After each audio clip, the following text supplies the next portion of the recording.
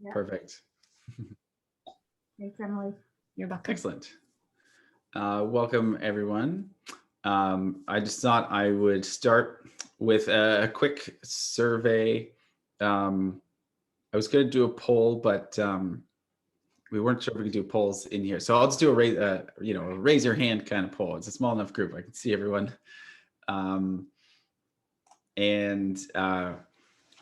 Just kind of getting a feel for the discussion of digital marketing and recovery. So the first question I want to ask is, was your business negatively impacted by the economic shutdown? So raise your hand if it was a yes or no. All right. And then did you have to pivot your business online during that time? Same too. Yeah, that makes sense. Did anyone have any challenges going digital or making changes to their digital assets? Okay, and that is not uncommon. That is something that we as a digital service squad deal with on a daily basis. So just as a quick background, as Sandra mentioned, I've been managing the digital service squad team over the past almost 2 years now. So it was pretty great. I mean, the backstory is couldn't have been a better timing.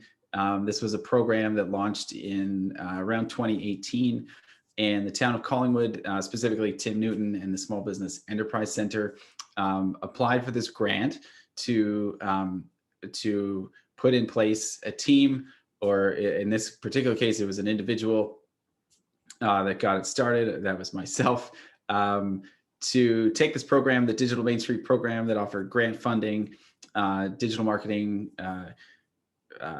support and stuff, and put in place a position locally that could promote that program and help in other ways to get people more engaged in their digital marketing and teach businesses and just really help drive that forward. And this was pre-pandemic. Obviously, when the pandemic happened, there was a huge demand for our services. The program was extended.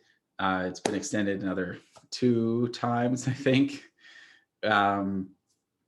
We've now expanded to a five-person team, and we've been, as Sandra mentioned, we've been helping hundreds and hundreds of businesses with their digital presence, and our service area covers everything from Meaford over to sort of eastern Simcoe County, because we got funding from Digital Main Street, but then we also received funding from Simcoe County, as well as the town of Collingwood and the town of Blue Mountains, and that's been awesome. And that actually, so that expanded our geographical area that we cover. So what I wanted to talk about today was the digital audit process. So this is something that we developed back in the fall as a really great kind of starting point for businesses that sort of come in our door. And, because what we found was that it can be very overwhelming. So the conversations that we were having with business owners were a little, at times, maybe chaotic. It was like, I'm having trouble with this, but then I can't figure this out, and this is wrong. And someone told me that I should be doing this, and is that effective? And this is not a very effective way to have a conversation, because at the end of the day, we try to, our main goal is to not to overwhelm people. It's to kind of take your hand and pull you off that cliff and get you through some of the challenging digital aspects that your business is facing. And so, as I said, the digital audit was something that we created where we put together a report that just really looks at best practices, in terms of, your branding, your website, your social media accounts. And it's just a great list of best practices that we say, we ask the question, like, do you have a website? Yes or no? And all of the answers are, should be a yes. But then when they're a no, again, it's a great conversation starter. It's an actionable item that can really kind of put some perspective onto, improving your digital performance, improving your overall footprint in a way that's, again, not meant to be too overwhelming. So I'm going to show you this document and just mention as well that the Digital Service Squad is still available, helping businesses. So you can also book a consultation. It's 100% free. Everyone always asks, at what point do I have to start paying for this? And it's great to tell them that there's no point. We're like, so far, we're still funded. So we're never going to ask you for any money. And that usually makes people very happy to hear that. So, and I'm glad to keep telling them that. And actually, before I get started, I wanted to ask, actually, Tanya, is there, would you mind sharing the challenge that you had in pivoting your business digitally? Is that something you're comfortable sharing, or if not, that's okay? Oh. Sorry, my boys just walked through the door. Where I found it a challenge is more kind of the timing, as well as a few of the aspects. Timing, because we had actually purchased our, sorry. That's okay, that's okay. We had purchased our business in October, or opened our business October 2019, after we had purchased it in the September. And we were just in the process of getting everything ready and built and created. And so the store, the actual physical storefront, was more important. The products, obviously, at the time was more important. When we were working on our physical presence through paper media, and we had started on the aspect of bringing it into Facebook and creating our website. And then everything happened. And obviously we got shut down. And we had tried to take pictures of every product, which we have a lot of. And I tried to put them online. We tried to create a Shopify website where people could purchase online. That unfortunately just ended up costing more money. And part of the problem is that for myself specifically, I had to also go back to work. So I was also working midnights at a retirement home and working a second job at the same time. So timing became a factor. The inability to actually sit down and take the pictures and then get them up onto a website and manage and maintain. So it was kind of like timing and everything, I think, was the most difficult for what we were going through. We did reach out, and I know I was talking to somebody there, and at the very end, I couldn't seem to bring everything together. I just did not have enough time, which I know is an excuse, and we just went through that. But I swear to God, it really, really was true. No, yeah, absolutely. Yeah, I mean, I was working midnight shifts, and then I would work a day shift and then try and sleep. So it became very difficult. Understandable. Yeah. No, and that's, I think we saw that a lot too, like just time, you gotta run a family, you gotta like keep food on the table and stuff, and you gotta do what you gotta do. And so,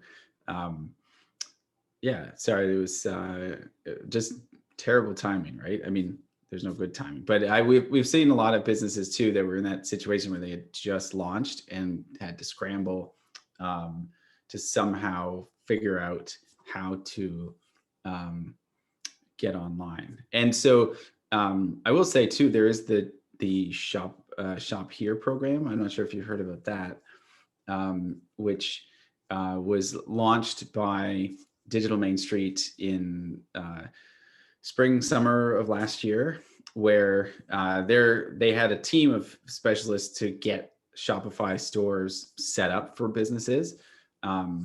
So they would actually help with a lot of that legwork and management. But I'm going to share. So here's the digital audit that we wanted to talk about today. And it's really, like I said, it's really quite simple. And actually here in the chat, where do I have my chat again? In the chat, I'm going to drop some links here. So there is a Word document version of this right here. And can everyone see that link? You got that? And then additionally, as I mentioned, the squad is still available for consultation and support. So the second link is a link to our booking calendar. And we have a whole kind of menu of services that you can choose from. Yeah, we're still here to help. So feel free to hit us up with that booking. So that being said, a digital audit, and usually like we can do this for business, no problem. All we need is the name of your business. And we look at all of your profiles. I always say to people, you don't need to send us anything. If we can't find something, then that's the problem right there. Starts from your branding. Do you have a logo? Pretty simple, straightforward. But does that logo or brand fit the industry you're in and the type of business? So that can be pretty subjective in terms of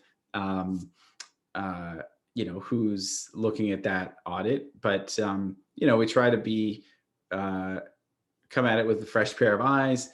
And I will say this too, we don't necessarily make recommendations that we know are either extremely time consuming or extremely expensive.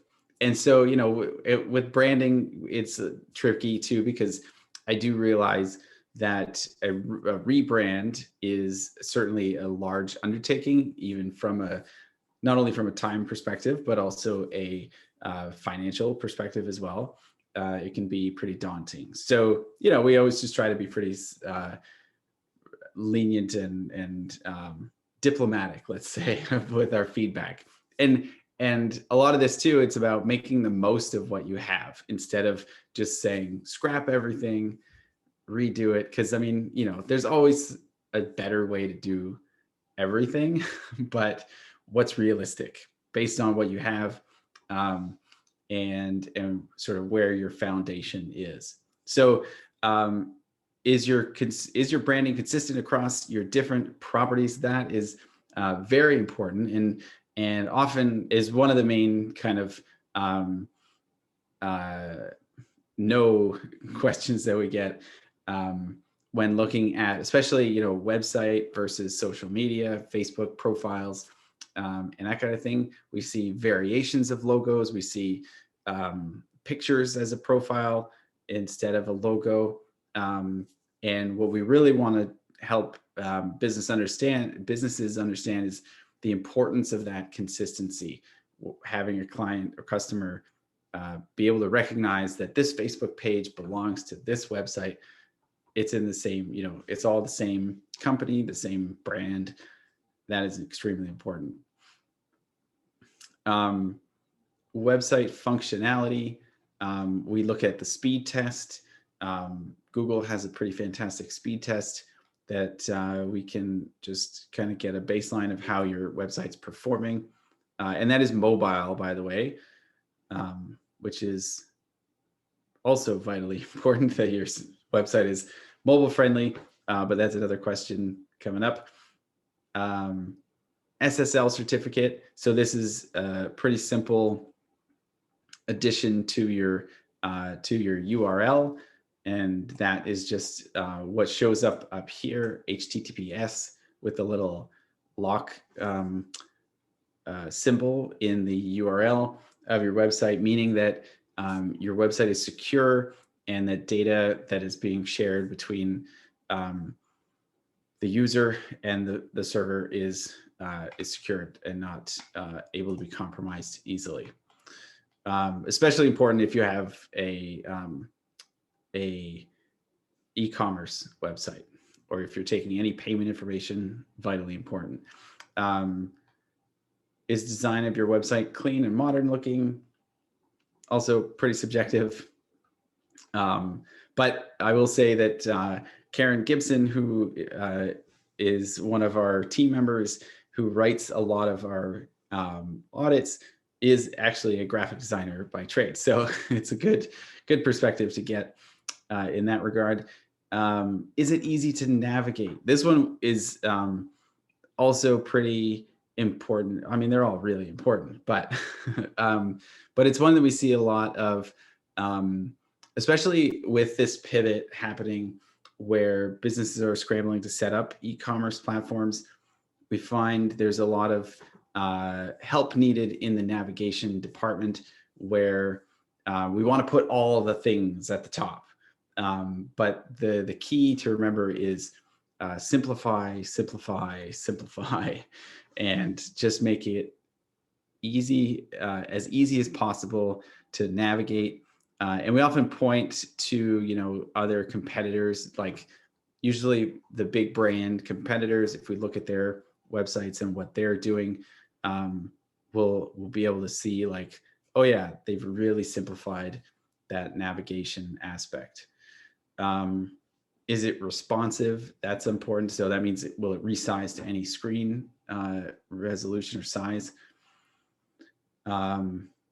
Is your contact information clear and easy to find? Pretty simple, straightforward, but not always a given.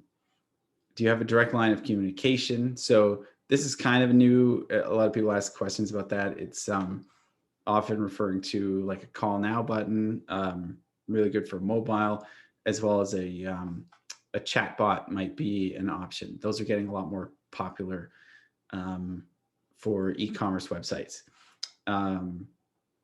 Is it easy to find information about your products or services? Is it easy to purchase products or services from your website, if it's applicable? And are all the links working properly? We often we'll click around as many places, see if we can find anything that's not working. Are there dedicated web pages? This is kind of pulling away from a more recent website trend, which was like the single page website, where everyone would just try and do everything on the homepage. But for search engines, they really like it. For Google, they love when you have a single page that's about a topic, and you have lots of content about that topic, and then the next one and the next one and the next one, as opposed to just everything all in one place. They have a harder time deciphering what that page is about. And are your social media links easy to find? Pretty straightforward as well. And then what we do is we just provide a summary of all the things that were a no. So it, again, just creates a really simple checklist of action items that we can sort of try and attack together. I keep looking around to see if I see my timer. Do you guys see the timer? How much time we have left? You have 10 minutes and 30 seconds left. 10 minutes. Okay. I'll let you know. I'll let Thank you know when you. there's about 1 minute left. Okay, perfect. That works. So then, just moving on. So we look at the functionality of the website, but then also the content of the website, meaning like the written content, the photos, videos. Is it all current? Is it relevant to the business? Is it easy to understand what the business is selling? That one's really important, obviously, but it can be a hard one to grasp, especially when you're in the business yourself. It can be, I have this conversation a lot where there's this assumption that if people want to find out what your website is about, then they'll go looking for that answer. But the reality is that if they don't get that answer within like the first 2 seconds, then they're gone. It's hard to believe, but it is absolutely true. and so making sure that, like, you know, what's above the fold, meaning the first thing that people see before they have to scroll anywhere, should really try to inform people, give them that impression of what is this business about, what are they trying to sell, so that, like, the next question they ask is like, okay, great, I'm in the right place now. You know, how can I find that thing that I'm looking for specifically, as opposed to like, oh, I don't think they sell what I'm looking for, and exit. So yeah, above the fold, very important. Do you have lots of photos or products of your interior, or photos of products or your interior or key personnel? That's a good one. Any videos? Really great for communicating what you do, and especially keeping people on your website. Video, they say, can increase your engagement by about 2 minutes. A blog with frequent posts. Do you make it easy to share your content? So via Facebook or other social media channels. Do you have a newsletter sign up that's easy to find and well promoted? And that's the content section. Now, I will say too that, you know, obviously not all of these things will always be applicable to every business. You know, we get a lot of people say, well, I don't want to write a blog. That's totally understandable. A blog is, you know, not for everyone, because it is another, you know, big commitment of, you know, time and in writing that content and posting those. So, you know, we try to work with them to figure out, okay, well, what is that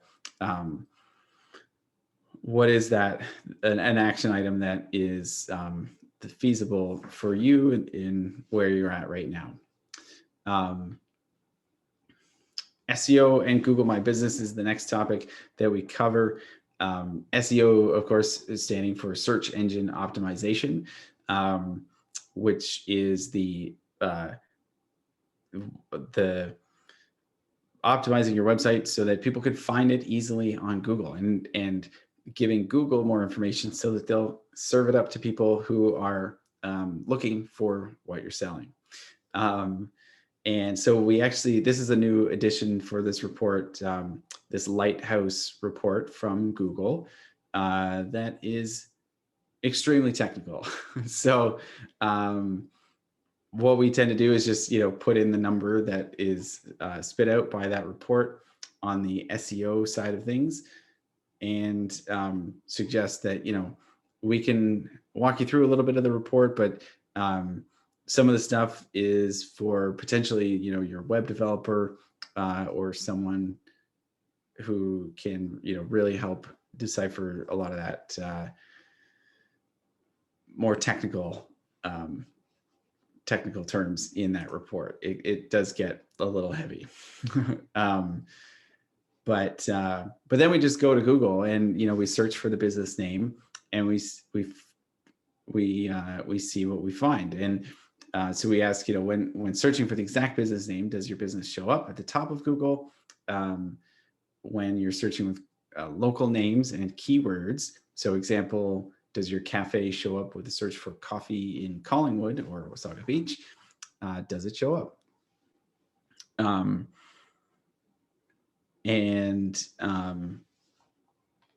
Yeah, does your organic search listing show an appropriate description? That's an easy thing to fix. Sweet, 5 minutes remaining. Google My Business listing. So that is a tool from Google that's free. It's that listing that shows up on the side of the search. You can add pictures, you can add all your business information. You can add products now, posts and updates. It's a great place to update any COVID related information about your business. So the example someone was using earlier about, oh, this was on a breakout room. Never mind. But yeah, I mean, we're all, changing, hours are changing, things are changing all the time. So the Google My Business is like the first defense to getting that information out about, change of hours, change of protocol, all that kind of great stuff. It's a great place for photos. You can put videos, 360 photos. This is really cool too. If you check out the Calendly link there as well, we do have a 360 photo booking that any business in our service area can book with our team. And we will come out and shoot 360 photos of the interior of your business. And we just, we had that obviously shut off for the last couple of months, and we just reinstated that this week. So we're excited to relaunch that and offer it again, because it's a really fantastic way for people to just look around your shop from their phone or computer. Reviews, can't stress how important those are. Obviously, great to have reviews. Those are obviously, those are still in the Google My Business. And are you responding to them, good or bad? So again, just a lot of just really simple best practices that start our conversation with the Digital Service Squad. We look at Facebook and Instagram. I'll just kind of go over these quickly. Have optimized, so you got your branding, you've got cover photos. Are you optimizing your menu and your about section? All these things are really important to complete. Have you set up a Facebook shop? So this is pretty new. There can be a lot of hoops to jump through to set that up, but we've had a lot of experience lately in troubleshooting a lot of the common issues that come up with that. Regular posting schedule, important for any social media platform that you're on, and alternating posts and engaging with your audience, all really important stuff, no matter if you're on Facebook or Instagram. And we only look at those two platforms, I will say, in depth, mostly because they are the most popular, especially in our service area. We mentioned at the bottom here, are you using any other social media platforms for your business? And are they well maintained? A lot of people have a Twitter account that they never use, myself included. I should probably just delete it, but 1 minute. Okay. And are they all providing value? And are there any other opportunities in terms of social media accounts that are available that you might consider exploring? So that, in a quick nutshell, is the digital audit. And again, our squad kind of can put this report together for a business and then review it with them, and even then start attacking that action list to start completing or checking off some of the things that that they identify as something that is important to them. Any questions real fast? Because I guess we're going to get kicked out soon. Yes. Tanya. Or, yeah. Sorry, just a very quick question. The owner of one of the store that I'm managing keeps going on about Facebook ads. I think it's more important to make sure that we're completely static and up to date across all of our media aspects before we look at Facebook ads. But I just wanted a quick view from you on that ads. Ooh, yeah. I mean, But yeah, I mean, Facebook ads can be effective, especially in growing your audience too. You can use them in a variety of different ways.